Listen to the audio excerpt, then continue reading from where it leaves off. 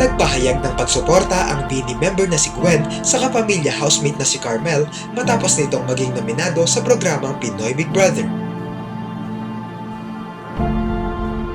Nakita ito sa TikTok account ni Gwen kung saan nirepost niya ang isang video clip ni Carmel na pinapalakas ang loob ng kasama sa bahay na si Princess para hindi panghinaan ang loob na gawin ang sacrifice task na ibinigay ni Big Brother. Kasabay ng pag-repost niyang ito ay ang pagsabi niya ng BBS Carmel.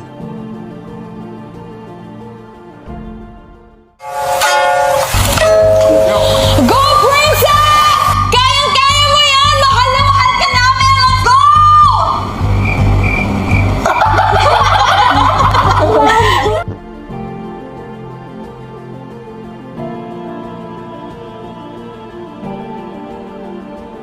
Tila natuwa si Gwen sa kakulitan at pagpapakatotoo ng nasabing girl housemate kaya ikinampanya niya ito para maisalba sa nalalapit na eviction. Matatanda ang dati nang naging magkakilala sila Carmel at Gwen dahil bukod sa pareho silang Bicolana ay nag-perform din si Carmel sa concert ng Bini sa Philippine Arena kung saan maraming bloops ang humanga sa galing niya.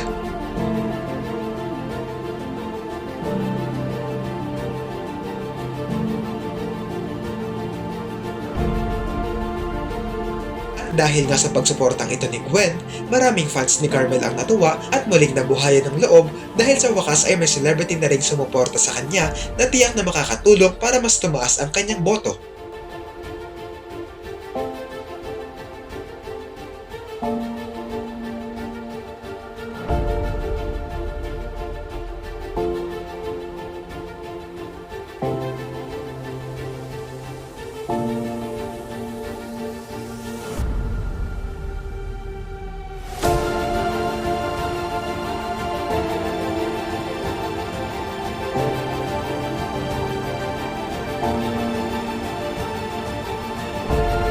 Alam ng marami na sa BBB rin nagsimula si Gwen kasama si Sheena.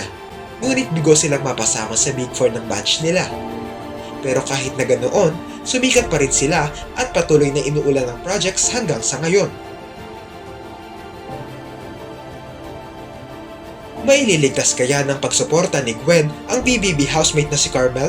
O hindi ito sapat para malagpasan ang boto ng kalaban niyang sila Miguel at Joaquin? Ano ang masasabi niyo rito?